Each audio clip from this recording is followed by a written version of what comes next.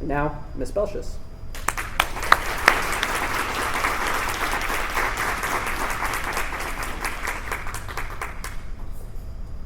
Good afternoon, everyone.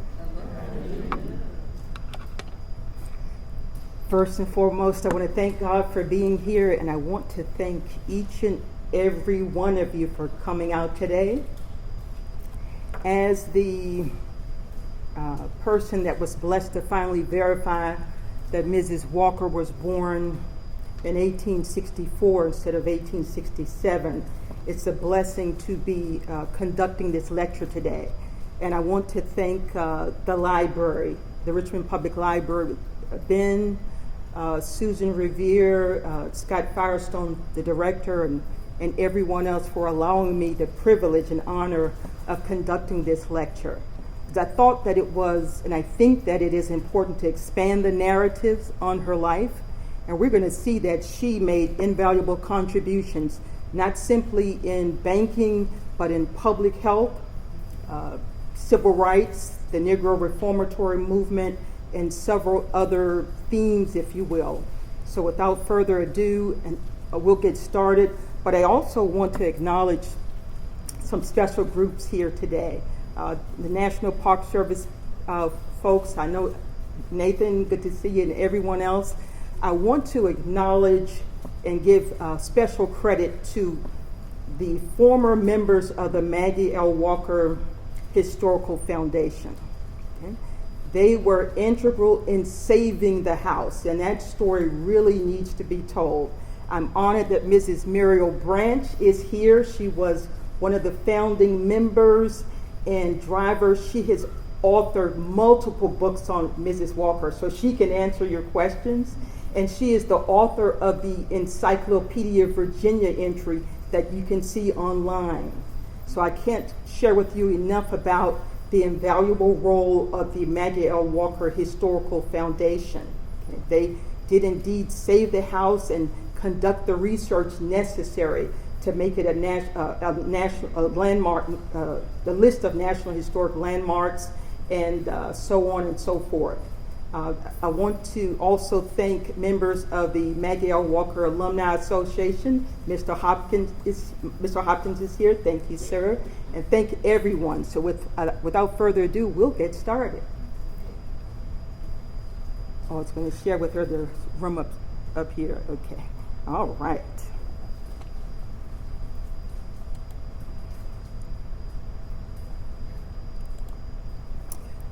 All right, I like to teach with visuals, and so you won't see a lot of text. If I used text, audience, I'd have about 60 or 70 slides, and nobody's going to stand for that today. So I'm going to give you the overview now, and then we'll take a look at some really powerful, and hear some very powerful narratives, as well as vintage photographs and the like. We're going to go through her early years, her birth, her time through at the Richmond Public Schools, and I can't emphasize enough the history of the Black church prior to her tenure at First African, but the Black church was really the center of the Black universe, and we're going to see that. Jackson Ward. When we cover Jackson Ward, first of all, Jackson Ward came about as an official ward in 1871. Now, audience, that wasn't by happenstance. If you look at the 15th Amendment, it granted Black men the right to vote. And so Jackson Ward, as a very gerrymandered district, was created to corral as many Black men as possible into a very gerrymandered district that actually traveled all the way down to 18th Street. Does everyone understand that? So there was a purpose to that, okay? Now, with that being said, we had the other wards, Madison, Marshall, and Jefferson, and so on. But I want to emphasize that with the creation of Jackson Ward as a voting district, it did have 3 precincts at that time. It dated back to April of 1871. But that allowed us, everyone, to have those first black men elected to city council. Okay? Now, how many black men would you guess were elected to city council between 1871 and 1898? Would you say maybe 5 or 6? Try 33. Okay? 33 black men were elected to and served on city council from 1871, and Mr. Forrester and others started things off, until 1898. Okay? Now, with that being said, when you have representation on council, you can promote or vie for allocation for schools and health, you see.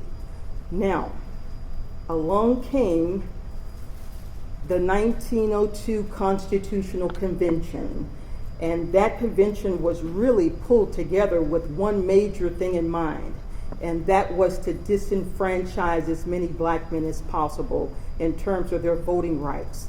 But poor white men who were illiterate also suffered. And so remember, I gave us that range of 1871 to 1898, right? After that, we would not have another black person elected to council until 1948. Nearly a 50-year spread because of that constitutional convention. Does anyone know who that person was that was elected in 1948? Yes, that's right. None other than Oliver Hill himself. Okay? And so these are the things I think we need to provide as background for what we're talking about today. So with that supermajority district, yes, we became the cradle of black capitalism, or the birthplace of black capitalism, because of the myriad banks and insurance companies that were organized, and we'll take a look at those too. Now, what do we mean by the Negro Reformatory Movement? What we mean is this. You had children who were criminalized and actually institutionalized along with adults. Okay? And you had people like Rosa Bowser and Maggie Walker and Ora Brown Stokes and others who couldn't sit by Miss Virginia Randolph and let that happen. I mean, imagine seeing people in jail cells along with kids, right? So this is where we get into that Negro Reformatory Movement and some of the schools that were created for kids and opportunities to get them out of those types of situations. Okay? Civil rights. When we talk about civil rights, we can see the roots of resistance early on, and we'll talk about some subsequent cases that will come about today. Public health, once again, when you have representation on city council, then you also have the ability to vote for things that are beneficial to your particular districts. Okay? So with that being said, we're going to zero in on that Spanish influenza time, all right? Because we've all made it through COVID, but imagine what it was like 100 and some odd years ago when we were faced with these same things in health. We talk about health equity now, or inequities. What do you think it was like during 1918 and 1919? And we're going to look at the pivotal role that Mrs. Walker and the medical community played in trying to rectify some of those issues. Lastly, women's suffrage.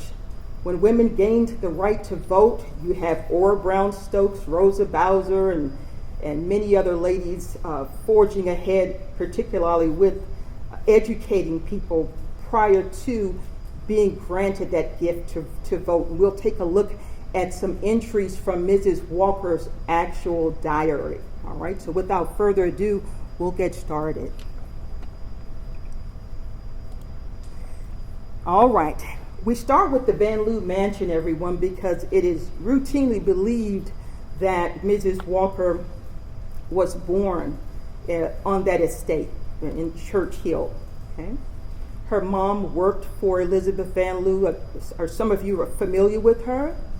Okay, she had several nicknames, but basically, if we get right down to it, she was a unionist. Now imagine what it was like to be on the Union side in the capital of the Confederacy. But at the same time, everyone, she ran a spy ring that included the use of free blacks and enslaved blacks. I'm sure many of you have heard about the lady we thought was named Mary Elizabeth Bowser, right? Okay. She became a Bowser when she married Wilson Bowser, but she really was more so known as Mary F. Richards. And we actually see her listed in the St. John Episcopal Church's records when she was christened. Okay? Now, that's a different and interesting story in and of itself. But again, with Mrs. Van Lew, of course, people didn't trust her, and the women of Richmond didn't like her, but she was a staunch Unionist. Keep that in mind. And after the Civil War, she was actually made the postmaster. She didn't like to be called postmistress, believe it or not. Okay? I believe that Grant appointed her to this position, and she hired black men. It was a cushy job back then to get a federal job or to work in the post office. I've known of lawyers during this time and teachers to quit their jobs to enter the post office. Okay? They actually did. One of those I'll mention that she hired was none other than the Reverend Walter H. Brooks, an eminent theologian, author, and a man who was born enslaved. Some of you may have heard of his father, Albert Brooks. Even during slavery, Albert Brooks had his own team of hacks, which was akin to Uber today. He had his own carriages. And although he was enslaved, he conducted business for himself. And so this is a very incredible family. And I'm blessed to know, and I think you all will hopefully recognize the name of Dr. Evelyn Brooks Higginbotham, who is the Victor S. Thomas Professor at Harvard University. She's been their president of ASALA, and she's one of those premier originators of black women's history. And I'm proud to know her, and so she will hopefully get to see this on YouTube. I corresponded with her a few days ago. So again, with Mrs. Van Lew, Mrs. Walker's mom, Elizabeth Draper, worked for her, and so it's believed she was born on the estate. Her father is believed to have been Eccles Cuthbert. Mr. Cuthbert was a white immigrant from Ireland, and he was a well-known newspaperman. When you hear or read that he was a soldier, I mean, I don't think he ever picked up arms, but he did work as a nurse at down at Chimborazo. Okay? Now, the question that I wanted to know years ago was what type of relationship did she have perhaps with Mr. Cuthbert? And I guess there's some family lore that he may have given her a dress for graduation or what have you. I can't prove that or disprove that. But what I know is this, and I think is telling, I think you will agree. She named, this man's name was Eccles Cuthbert. She named her firstborn son Russell Eccles Talmadge Walker. Okay? So I think that speaks a lot right there. And we'll move on from here. All right. Audience, when I was working on my biographical entry for Miss Virginia Randolph for the African American National Biography back in the early 2000s, I realized that there was some debate on when Mrs. Walker was born. So I turned my attention to her and located this Freedmen's Bank entry that sealed the deal. Now, of course, yes, she's listed in the 1870 census, 1880. You know, your mom is giving that information at that point. But this was the pivotal moment because everything checked out. So you can imagine how I felt at that point. I'd been brought aboard as a member of the Maggie Lena Walker Historical Foundation by Mrs. Phyllis Randolph Dance. And so let's take a look at what we see here. Maggie Mitchell, to make sure it's her. This is August 10th, 72, Richmond, 15th and Locust Alley. The address checked out because her mom, after leaving Mrs. Van Loo, married William Mitchell. Okay? Age 8. That puts us right back at 1864. And so it's a blessing and signal honor to be a part of that as a Richmonder and as a member. It wasn't somebody from, way out of town. We all can do these things. Okay? At the bottom, Father William, that was her stepfather, Mother Lizzie, Brother John. Okay?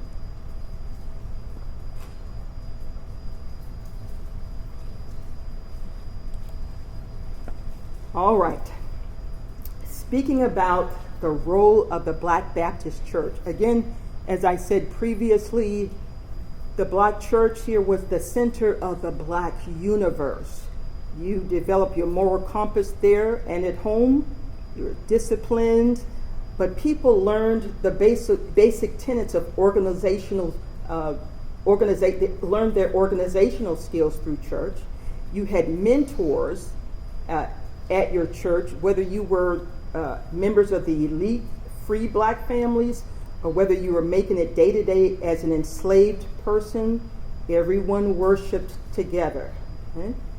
This particular building was right at College and Broad Street. Does everyone know where that is? On MCV's campus. And that building dated back to about 1802. Now, it started out as the First Baptist Meeting House in around 1780, and then it was an integrated congregation probably from its inception. But then the Black members decided to break off and they were granted the ability to start First African. Does everyone understand that? And that took place in 1841. Yes, they tried in 1821, but they didn't quite get that one approved. But in 1841, when they outnumbered really the white congregants about 4-1, they stepped out on faith and they were able to purchase that site. The white members moved down the street. That building also still stands. It's a white church building, if you will, on MCV's campus. And the building that you see at that corner now was built in 1877. It's a commanding building when you think about the fact that these people were just a few years out of slavery, but yet that is still a building on MCV's campus in use. Okay? Any questions about First African? Now, this picture does date back to 1865, so if you look very closely, you can actually see a soldier on horseback and others with their Sunday go meeting clothes on. This allows us to bring in the fact of the importance, if you will, of the Black church as an educational institution. Okay? Education didn't start with the Freedmen's Bureau schools. People were taught within those churches. Does everyone understand that? Very important. With that being said, where do you think the very first Freedmen's Bureau schools were formed? Those Black churches. Okay? Now, let's see if my memory serves me well. Those first Freedmen's Bureau schools, and I have that list in my book, Richmond, Virginia, the Black America series. Those very first Freedmen's Bureau schools were a part of the earliest Black churches. We had at least 6 Black churches organized officially in Richmond prior to 1865. Okay? We had First African Baptist Church starting things off in 1841. We had Second African, later known as Second Baptist Church, today's Second Baptist Church, Idlewood Avenue, 1846. We had Third Baptist, or Third African, which was reconsecrated as Ebenezer Baptist Church and is still in its same location, 1858. We had Fourth Baptist that came about in around 1859. We had 3rd Street Bethel in the 1850s, 3rd Street Bethel AME, and St. Philip's, 1861. And by the way, each of them had a Freedmen's Bureau school. Does everyone understand that one of the most powerful things I've come across my scholarship on those Freedmen's Bureau schools is this? You had what were called Yankee school marms, M-A-R-M-S, coming down from New England and being subsidized to teach. And two of those ladies were sisters. I don't know if anyone is familiar with the Chase sisters. But when Lucy and Sarah Chase came up to Richmond from Tidewater in mid-June or mid-April or so, they were met at First African by over 1,000 people who were waiting and willing to learn how to read. So we're talking about kids that were 4, 5, and 6, up through seniors with snow-capped hair, who had waited all of their lives to learn how to read the Bible. Can you imagine that scene? Over 1,000 people there at that place to greet you. Okay? And one of the things I think is important to share is that the Chase sisters mentioned in writing that they were astounded at the number of black people in Richmond who were already literate. That tells you too that some of these things we thought we knew you can dispel, because they were very surprised at the number of people who were already literate. Okay?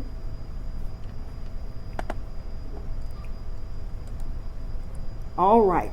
Now, in speaking about Freedmen's Bureau schools, we know that Mrs. Walker was born in 1864. We know that for her elementary school education, she matriculated at the Valley School.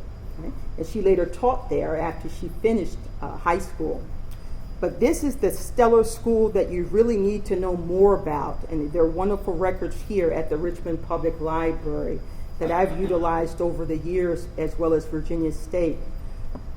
Richmond Colored Normal and High, everyone, was organized in October of 1867 under the auspices of the Freedmen's Bureau School and the Richmond Education Association. It was a body of 3, by the way. Now, this school was stellar in that it had as its main objective the ability to train black students to become teachers. Does everyone understand that? That's what normal means. And you see that in colleges of yesteryear. Does everyone understand that? It was kind of tickling, but I had someone ask when I was given a tour as a part of my exhibition a couple of years ago at the Black History Museum. A lady seemed to wanted to ask a question, but she didn't know how. And she said, "Can I ask you something? What does normal mean? Does it mean that it was the opposite of abnormal?" And no, it simply means that, there's that desire to train teachers to be teachers, train students to be teachers. And so with Richmond Colored Normal, you could actually attend an extra year after you graduated to get more in-depth study. Now let me share with you how different this school was versus the county training schools. Some of you familiar with county training schools you may have heard about for blacks in places like Sussex or other places. Those schools commonly went to the 11th grade. They really weren't concerned about you going to college at that point. But this school was different. It was deeded over to the city after a number of years, but let me share with you the curriculum to give you an idea of why Maggie Walker's graduating class was so stellar. You had English, the English classics, you had Greek, you had Latin, you had algebra, physics, and of course they had a model school so you could train and actually get active in real-time experience training little kids. Okay, now I'm privy to that curriculum for all 3 years, but it was amazing. So this is why people were able to go from Richmond Colored Normal to medical school, okay, to law school, and do pretty much what they wanted. John Mitchell was one of them. Okay, Mrs. Randolph graduated in the class of 1883, and that was an incredible class. And let me back up to share with you something to let you know that it had somewhat of a national reputation. some of the white journalists from the New England area and what are called illustrated weeklies would come down just to observe the teachers and students at work. Okay? It was just that spectacular. So again, back to the faithful 11 or so who were in that class of 1883. This is, again, that included Wendell Dabney. Anyone ever heard of Wendell Dabney? Okay. He was John Dabney, the caterer's son. John Dabney would go on to move to Cincinnati and author at least 6 music books. He founded at least 3 black newspapers and edited them and published them. And he wrote the first full-length biographical book on his classmate, Maggie Walker. That's Wendell Dabney. Remember, we're talking about a class of around 11. The other person that I know you will, whose name you will recall, is Sarah G. Jones. Dr. Sarah Garland Boyd Jones would go on to teach like Maggie Walker for a while, and then she matriculated at and graduated from Howard University's medical school. She graduated in 1893 and took the medical boards for the state of Virginia. So our Dr. Sarah Jones became the first known black woman to pass the boards and be granted a license in the Commonwealth of Virginia. Okay? So think about that class. And again, with that in mind, that class, through that class, we can look at the prism of the roots of resistance in Maggie Walker's life. Why do I say that? To make a long story short, audience, their counterparts at the white Richmond High School had their graduation exercises at the City Theater, I believe, their auditorium.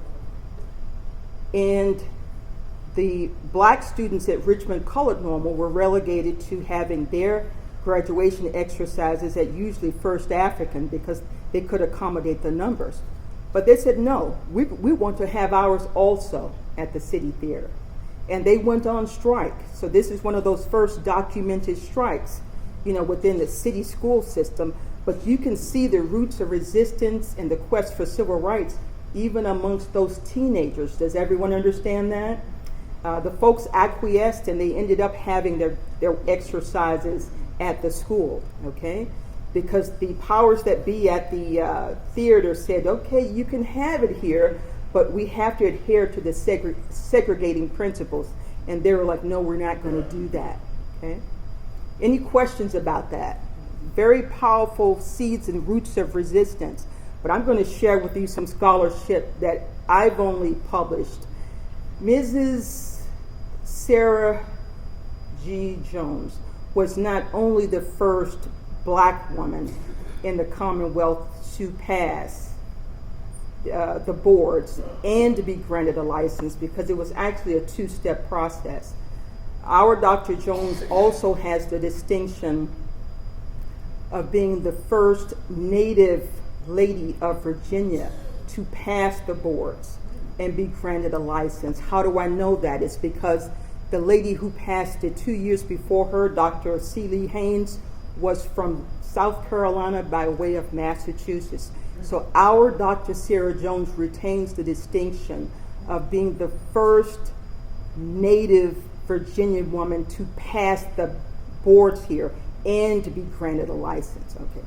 And I was blessed to get that right 20 years ago, because I am her biographer for the African American National Biography, which is a collaborative publication of Harvard University's now Hutchins Center for African and African American Research and Oxford University Press. So we have much to be proud of. All right, now this is believed to be probably around the time, a beautiful photograph of Mrs. Walker, at likely the time of her graduation perhaps, okay? And she did graduate in that stellar class of 1883. So she, as we stated, she did end up teaching at her old alma mater, the Valley School, for a while. And as many of you know, Back then, if you were a lady, what happened when you got hitched or got married? Yes, absolutely. But don't think that you had folks who got married outside of other counties, and to keep it moving, they quietly married. So there were ways to kind of get around it. Men could keep their jobs, but as women, you were expected to give up your teaching positions. And Mrs. Walker, by the way, did take additional business courses, okay, in accounting. You see that a lot with graduates of Richmond Colored Normal. They continue their studies. All right, so here we are with historic Jackson Ward that can place her and others within the context of why Richmond has borne the moniker the cradle of black capitalism and the birthplace of black capitalism. We talked about the creation and why, right? To corral as many black men as possible into one super district after the passage of that 15th Amendment granting them the right to vote. Black businesses and fraternal organizations, of course, when you have a district that encompasses 2/3, perhaps, of the population, yes, you're going to have your best and brightest, but there are other reasons for why Richmond became the cradle of black capitalism too. And I talk about this on my presentations about that. It's because also it also became the cradle of black capitalism because of the educational opportunities around here. Does everyone understand that? When you have Richmond Colored Normal and you have Virginia Union, which was the Richmond Theological Institute and the Richmond Theological Seminary, you'll find many of these people came out of what would become VUU, and also the Virginia Normal and Collegiate Institute, which we know as Virginia State today. Okay, so there are reasons why Richmond became the cradle of black capitalism, and those are things that are taken into consideration. The historic black banks and insurance companies. Can anyone name the first bank chartered by blacks in all of America? Maggie Walker's bank? No, it wasn't. Okay. When I lecture locally or even nationally, people holler out Maggie Walker's bank, and even here. But hers was not the first, second, or third. It was actually the fourth. The fourth bank founded and chartered by blacks here. So let's start off with the granddaddy of them all, the grand fountain of the savings bank of the true reformers. You've heard of the true reformers, right? This was probably one of the most prominent and most important fraternal organizations at the end of the 1800s and early 1900s, with at least a presence in 20 some odd states and likely 60,000 plus members. And so when the Reverend William Washington Brown, who was born in 1848, came here in around 1881, he changed it from what would be an institution or organization bent on stopping people from drinking, if you will, to a mutual aid juggernaut, if you will. So again, the very first bank chartered by blacks in all of America was the True Reformers Bank that was headquartered here. And the first home for that bank is still standing at 105 West Jackson Street. Okay? The first home for it was Mr. Brown's home, believe it or not, and that's Brown with the E at the end. This was before the True Reformers Hall was built in around 1891 on 2nd Street. So with that being said, imagine was Maggie Walker influenced by this? Of course she was. I've seen one source over my years of study that mentioned that she did work for them. That doesn't surprise me because they had a massive office force here. But to tell you how big they were, everyone, they had a hotel that with a capacity of 150 guests at 6th and Baker Street. And that hall that stood at around 604 to 608 North 2nd Street had on the first floor the bank, the second floor meeting rooms because of the number of fraternal organizations, and it was said that on that third floor, you had one of the finest black meeting halls or performance halls in the entire South. So these are the kind of, and so when they wanted to have a mass meeting to complain about something, or dignitaries come, like Frederick Douglass and Booker T. Washington, they came to the True Reformers Hall, okay? So in the midst of this, Maggie Walker is growing up in the midst of this and coming of age. Now, how many chartered black banks do you think we had in Richmond alone between 1888 and 1929? Would you figure 3 or 4? 9. It's a little bit closer. 6. Remember, the True Reformers Bank started everything off, receiving their charter in March of 1888. And they opened on April the 3rd, 1889. What's special about April the 3rd wasn't missed on them. That was the fall of Richmond at the end of the Civil War. So it was Liberation Day, and that's when they had the grand opening. Does everyone understand that? All right. And when we say charter, we mean official. We're talking about the State Corporation Commission, and not simply, having Uncle Gus at the local store holding your money at the back. Okay, this is serious business. Now, I want to share with you that to our north, our DC neighbors can say that they had the first chartered bank to open, black bank. So let me explain that. Theirs was chartered a few months later in October of 1888, and they opened shortly thereafter. So the Capital Savings Bank of DC opened prior to ours, but we still retain the distinction of having the first bank chartered by blacks in America. Does everyone understand that? Okay. Just in case you're in jeopardy, now you know. Okay. All right. So we had, again, the True Reformers Bank starting things off.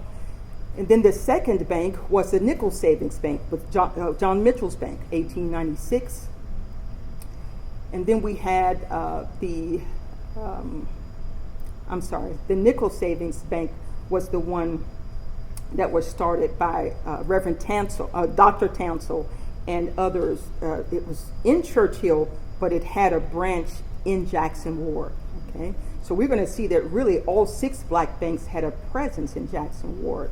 And then you had John Mitchell's Bank, the Mechanic Savings Bank, coming about in 1902, and then Maggie Walker's St. Luke Penny Savings Bank in 1903. The 2 banks that I call the baby banks came about in 1920. The 2nd Street Savings Bank, that building still stands in Jackson Ward, and the Commercial Bank and Trust. Okay, so how do we get consolidated? We had a merger in late 1929 between the 2nd Street Savings Bank and Maggie Walker's Bank to start consolidated. And then the other youngest bank, the Commercial Bank, folded in a year later. So the Consolidated Bank and Trust never failed. Okay, that's important. The others, had some issues. But I think that's important to know. Now, with the cradle of black capitalism, I haven't mentioned the Independent Order of St. Luke, but I mentioned the True Reformers. So I want to mention this quickly. Where did the Independent Order of St. Luke come from? Mary Prout, a lady formerly enslaved lady out of Baltimore, founded the Order of St. Luke at that time in 1867. It was originally meant for women, then it became co-ed. But Mrs. Walker would ascend to the highest seat, if you will, of honor as the brand-worthy secretary. And she was later tapped to be the secretary/treasurer. And that, she came up to into that highest position in 1899. Okay? All right, when we talk about civil rights, remember, even though we lost all of our city councilmen, right? By 1898, we wouldn't have one for 50 years pretty much. Here is an opportunity to talk about that Richmond streetcar boycott. And some of you are familiar with it, right? This wasn't just an issue with Richmond, and Montgomery and other cities also had these challenges. So in a nutshell, everyone, the legislature decided that these companies could reseat people at will. In other words, the conductor could tell you to get off or move even though you were in your seat, okay? And Maggie Walker, and of course this is John Mitchell's newspaper, and others didn't take this lying down. So where do you think they met for mass meetings? The True Reformers Hall. And they decided they were going to walk. You know, we think about Rosa Parks, right? And of course we had Irene Morgan, even earlier than that. But the people here walked, and that entity did go bankrupt. You have some historians who try and say, well, it wasn't because they walked. You can't tell me that wasn't it when you have myriad people walking for over a year. Okay? But again, she also talked about this in her newspaper. One thing we haven't mentioned is that aside from all of her accomplishments, she was also the managing editor of the St. Luke Herald, and she wrote about these same things. Okay? One of the things that I wanted to mention is that, keep in mind, she finished Richmond Colored Normal in 1883, right? When do you think they had any black faculty? Would you figure it was 10 or 15 years later? Try 1915. From 1867 until 1915, they had no black faculty. So I pulled one of the front page articles regarding, and this is what her being the managing editor, stating essentially, if we were produced by Richmond Colored Normal, are we not good enough to teach at our alma mater? It wasn't until 1915. And by the way, that Richmond Colored Normal and High continues today as Armstrong High School. All right, the Industrial Homeschool for Colored Girls in Hanover County, Virginia.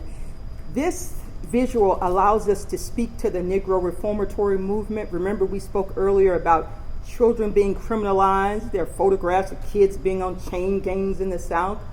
Well, with the creation of the National Council of Negro Women, we had the development of local as well as state affiliates. And so we had the Virginia Federation of Colored Women's Clubs. And Maggie Walker, of course, was for a long time the president of that. Ora Brown Stokes was secretary. But you still see the same ladies walking in the same spaces. You know, Rosa Bowser, Ora Brown Stokes, Maggie Walker, and so on and so forth. And so in order to protect our girls, they decided, rather than seeing them penalized because they were oftentimes orphaned or parentless, or they may have gotten into misdemeanor trouble, you know, maybe perhaps taking food, they decided to do something about it. So they purchased a parcel of land in an area called Peaks Turnout in Hanover County, and they built this. It's borne several monikers. The Virginia Industrial Homeschool for Colored Girls. Here, these young ladies were able to be treated medically. They were treated by dentists. They were educated, and they were the gospel was shared with them. Okay, does everyone understand how meaningful that was? This was a nation. This was, and it would become a statewide. Was taken over by the state, but you can see by the donation lists and going through some of their records, people all over the state donated to them because they wanted them to see a better life, okay? A better lives, I should say. Now with this, I wanted to mention, because I do a lot of history of blacks in medicine and dentistry and so forth, and several projects coming up. One of the most powerful things I've seen, I think, in looking at the daily ledger for that school and the students, that's only one building. This was a pretty big spread, is that Dr. J.M.G. Ramsey, one of the leading black dentists here, on one Sunday, he went over to treat the girls, and that gentleman extracted 35 teeth in that visit. And so she could corral people to pitch in right alongside her. Does everyone understand that? You see lots of visitations from Dr. Zenobia Gilpin, a leading lady physician here. And so people bought in, blacks and whites patronized and supported these young ladies as they, made their way through this school. Again, it bore several monikers, but this is a major part of the Negro reformatory movement. And then there was also a one for black boys also in Hanover. Okay? All right, the John Marshall High School. Why would I be showing a photograph of John Marshall High School circa 1910? It's to get ready to talk about the black response to the Spanish influenza. Okay? Now, when it comes to Maggie Walker, you see her at the founding of the Richmond chapter of the National Negro Business League. You see her at the founding of the Anti-Tuberculosis League. And of course, if you all lived through what we saw with COVID, what do you think it was like in 1918? Okay. With that being said, let's back up to 1917. 1917, the first chapter of the Red Cross in Richmond was formed by whites. Okay? It was April of 1917. It was more for the war effort, but who would know that you'd need those folks for something far bigger than that? Okay? But in June, black people like Maggie Walker, her Pastor W.T. Johnson, Miss Virginia Randolph, Ora Brown Stokes, many of the usual people who were movers and shakers founded the colored branch of the Richmond chapter of the Red Cross. And boy, were they needed, audience. When that, I almost said COVID, when that influenza hit, and we're talking about a pandemic that killed at least 50 million people worldwide, okay? 50 million, okay? And maybe as many as 675,000 in America. With that being said, what did they do originally? When everything hit the fan in almost the fall of 1918, they shut down the schools just like we did. And they canceled the fair. And reading the articles of the day, I think people were angrier at the shutdown of the fair because they were so used to coming and showing their wares once a year. I can't make this stuff up. I almost said class. But yes. And so what did they decide to do? When they closed the medical school at MCV, the seniors were expected to help physicians at John Marshall High School. And those that weren't needed were asked to travel into rural areas where there were no doctors. Does everyone understand that? To help with cases. Now, with that being said, influenza is caused by a virus, everyone. But a lot of people were also killed by a secondary infection caused by bacteria and pneumonia. Does everyone understand that? So you've got a two-front battle. And I say that because I've been a medical educator whose students have gone on to be physicians, pharmacists, and nurses from LPNs to DNPs. I've served as a practitioner, as a registered and licensed pharmacist in the state of Virginia for a number of years. And I serve as a humanities scholar with a specialty in this area. So I had a special interest in going deeper into this. And with that being said, even the pharmacy students, the seniors were expected to help in the dispensary here. So they set up at least, this could accommodate 500 people. And when they needed help at this point, they didn't care what ethnicity you were, okay? They put out an all points bulletin, and on one occasion, a car brought up Mrs. Maggie Walker, and all the white newspaper stated was that 3 other well-known black women exited the car with her, and basically she said, "Here I am. I'm here to do whatever I can." Okay, I can pretty much guess it was probably Ora Brown Stokes and Miss Virginia Randolph along with her. because they all kind of rolled together. So she, as big as she was, as far as her status, when it was time to do something, she was there. I want to mention and pay homage also to the governor's wife. The governor at the time was Governor Westmoreland Davis. That lady rolled up her sleeves, and she could have caught these same diseases that killed so many, but she rolled up her sleeves and did all that she could. So much so that after the danger was over, Ebenezer Baptist Church honored her in church. Okay? So with that being said, I learned about the campfire girls. I didn't even know they had campfire girls back then, but they were utilizing everyone to go to homes and to see about people. Now take a look at, this was at 8th and Marshall. Okay, this is circa 1910. That's the old John Marshall High School. It was all white back then. On the first and second floors, white patients were seen. Where do you think black patients were relegated to? The basement, absolutely. So when you're talking about a whole city of black people, you're going to overrun that basement, are you not?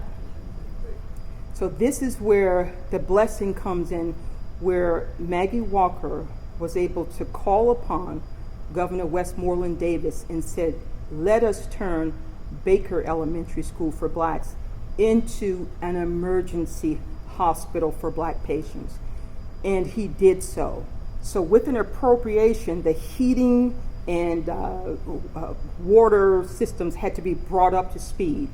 And then we were able to be seen, black people were able to be seen at the Baker Emergency Hospital.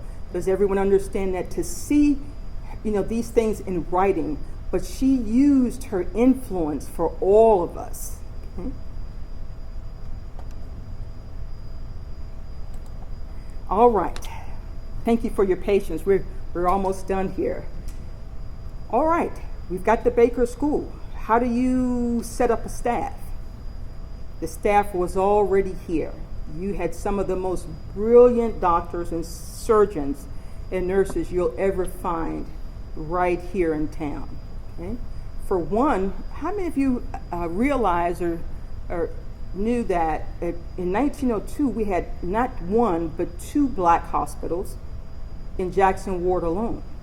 The Richmond Hospital and Training School for Nurses, which was founded by Dr. Sarah Jones, her husband, and a bevy of several others, 1902. But the Women's Central League Hospital and Nursing School was founded in 1900. So you actually had two hospitals in Jackson Ward simultaneously. And the Women's Central League Hospital was founded, it had a biracial coalition, but the main founder was Dr. Robert E. Jones. This man was an 1881 graduate of the University of Michigan, Ann Arbor's medical school. He had traveled abroad to Europe to learn the finest tenets of hospital administration. He also served on city council. How many of you are aware of the fact we had not only a physician who finished the University of Michigan, Ann Arbor's medical school in 1881, but on that, in that number of 33 men that served on city council, we also had the very first known black graduate of Yale University's law school, Edwin Archer Randolph, class of 1880. Okay? So we had some powerhouses. How many of you, we need to really illuminate these things a lot more, wouldn't you agree? Yes. Absolutely. And so keep in mind, when it came to staffing that Baker Emergency Hospital, you already had doctors in place who were at that Richmond Hospital and Training School for Nurses, which continues today as Richmond Community Hospital. Okay? With that being said, what do you think most of our doctors came from during that time? Howard University?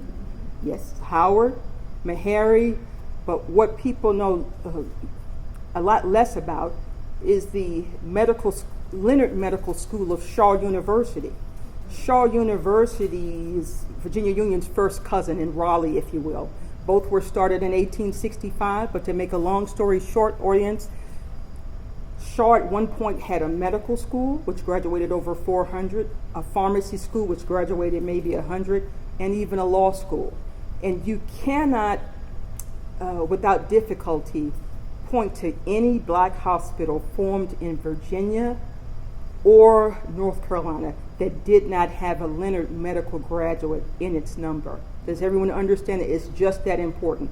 I don't care if you're talking about Whitaker Memorial in Newport News, Richmond Community, Norfolk Community, Burrell Memorial Hospital in Roanoke. I think you get the message. So with that being said, I want to introduce you to Dr. William Hughes, who was a brilliant surgeon.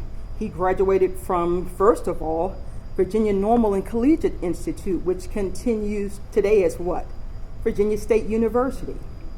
From there, he matriculated at that Leonard School of Medicine at Shaw University, gaining high honors, graduating in 1897. He then went to Howard University, the Freedmen's Bureau Hospital, where he interned. While he interned there, the great Daniel Hill Williams himself was there. I hope you know who he was. He is believed to have performed the first successful open heart surgery anywhere. Okay, D.H. Williams. So our William Hughes, by the way, was born in Manchester. Okay, as in Manchester, it's a part of Richmond, was a part of Chesterfield then. It merged around 1911 or so. But he was already on the staff at Richmond Hospital and Training School for Nurses. So the other doctors elected him to be the chief of staff for the Baker Emergency Hospital. Does everyone understand that? And then you had nurses who were professionally trained, from the Dixie Hospital in Hampton to Freedmen's Hospital and Howard University's nursing school in D.C. As a matter of fact, his wife was university trained through Freedmen's Hospital herself. Okay? And he used to, I think many of you may be aware of the fact that may be aware of his home at 508 St. James Street. He used to perform operations there. And when big people came to town, they would stay at the Hughes Mansion, if you will. Okay? With that being said, he was elected chief of staff. And you had trained nurses, black women trained in dietary needs, and a black lady who was the superintendent. And they did so well that once the danger was over, Governor Westmoreland Davis praised them, even in the newspaper upon visiting them. Okay? So these are powerful stories. When we talk about health equity today, think about what they did with their own wits, if you will, and think about the firepower and brilliance. I'll tell you an interesting story about Dr. Hughes. He was so brilliant. My mentor, Dr. William Ferguson Reed, who just turned 99 about 3 months ago, shared this with me. And growing up right next door to Mrs. Walker, and Hughes was her doctor, by the way, Dr. Hughes. As a lad, someone knocked at the door one day. A very distinguished man was at the door, and he asked for Mrs. Walker. You can see the mix-up, how easy that would be, because you're talking about 110 easily and 110 and a half, right? Okay. And this distinguished man asked him if Mrs. Walker was there. He said, no, she lived next door. And when he mentioned that this gentleman had a pointed beard, if you will, that man was none other than Dr. W.E.B. Du Bois himself. So when we talk about Maggie Walker walking with the greatest Black American leaders of the early 19th century, it's not an exaggeration. All of them came calling. Booker T. Washington, but W.B. Du Bois, I bring him in because I can tell you that he stayed at Dr. Hughes's mansion when he came here oftentimes, yes. See, these are the things you get when you conduct oral histories with the elders. You're not able to find everything in books, folks, yes. And so again, they did extremely well. Again, were lauded by the governor himself. All right, lastly, black women in the battle for the ballot. Now we all realize that with that 19th Amendment, women were granted the right to vote, right? And so you had to register and prepare So for these last three slides, we're going to take a look at how Miss Maggie L. Walker led that battle. This, I think, is very powerful. This comes from her own diary, everyone, in her own handwriting. This is what she wrote on September the 11th, 1920. At the bottom, registered and paid the first poll tax, $1.50. Okay? That doesn't sound like a lot to us now, but it was a lot then. And to keep black men off the rolls, you know, they would oftentimes make you pay, prove that you were up to date for 6 months prior, all kinds of impediments. But that's a powerful entry, I think, right there. Okay? She went on vacation. Oh, yeah, she wrote everything, absolutely. All right, now with that, they knew that they needed to be educated on what to do and what not to do. And I think one of the most powerful images that I've come across in that first day of registering at City Hall is this. You had a line of white women on one side of the room, and in comes Mrs. Walker and a long line of black women. You have two lines of women of two different ethnicities. The folks there didn't know what to do. So do you know what they did? They marched our black ladies down to the basement past the morgue and set up a makeshift desk. Okay?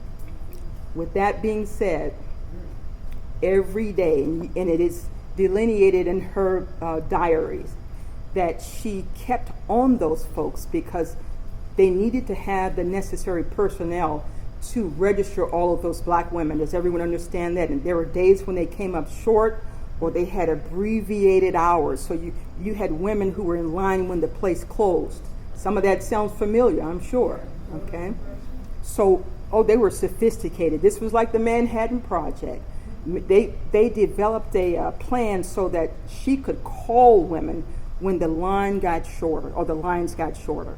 Okay? They really worked this out. But I think the most powerful thing you'll see here, to your left, is that at home Sunday meeting at the Elks Home conference, and then a conference of women called by Attorney Jackson to consider plans to register women. That Jackson is none other than Giles Jackson, okay, one of our leading attorneys. He read the law, but he was brilliant. And what this shows you is that they knew they needed assistance because this was their first time voting. And so Attorney Jackson, who, by the way, won a $100,000 appropriation from the U.S. Congress for the Negro exhibit at the Jamestown Exposition in 1907. Colonel Giles Jackson was also the author, or he authored the charter for the True Reformers Bank, the first bank chartered by blacks in all of America. So they enlisted his help, and he went over, what to do, what not to do. But again, they educated themselves for this newfound gift of voting, if you will. Okay, we're down to the last two. I'm serious this time. Okay. I love this because, audience, these 2 pages show the first registered women voting. At the very top, you see Miss Addie Jackson, and this is where it is a blessing to be a local researcher because I recognize those names. Addie Jackson was Attorney Giles Jackson's daughter. She was a nurse. I can tell you that she graduated from Dixie Hospital's nursing school in 1919. We have her on a photograph. And if you move down, does everyone see it? The fourth one, Marie Jane Jones. Does everyone see that? Yes, that was Sarah Jones's sister. Okay, she came out of medical school in Illinois, but after Dr. Jones died in 1905, Dr. M. Janey Jones, as she was usually called, married her Dr. Sarah Jones's widow, Dr. Miles Jones. So they operated on patients together at Richmond Hospital and Training School for Nurses. So that's the physician. Margaret Johnson, does everyone see that at 47? But she's 47. Margaret R. Johnson was the First Lady, as we call them today. She was the wife of Reverend W.T. Johnson, the pastor of First African. Please note, First African was a mega church before there were mega churches. They had thousands of members prior to the Civil War. Does everyone understand that? This is why people flocked there, if they wanted to run for office or air grievances. All right, Sarah Jackson. Does everyone see that lady there at 64, born in 1856? That was Attorney Giles Jackson's wife. Both Attorney Giles Jackson was born in 1852 in Goochland, and his wife, Mrs. Sarah, were both born enslaved, and she was blessed to live long enough to vote. Can you imagine that? Yes. So these are just some powerful, powerful stories by virtue of one visual. All right, here we go. Hazel D. Westry, she was a descendant of the premier caterer of the 19th century in Richmond, John Dabney. Okay? But who do you see on that fourth row? Maggie L. Walker. Oh, that birth date, 1870? Well, what can I say? You know the real. Yes. President of St. Luke Bank. Mary E. Williams, I know her well. She was a public health nurse who ended up heading student health services at Tuskegee Institute. So these are just, again, some. Oh, Hattie N.F. Walker. That was Mrs. Walker's daughter-in-law. She lived in that house until, years, until Maggie Laura, her granddaughter, received a home that we call the Maggie Walker Historic Site today, a home. Okay? So I think that, yes, thank you for your patience, but I hope you've been inspired or learned at least something that you did not already know. And I thank you for coming.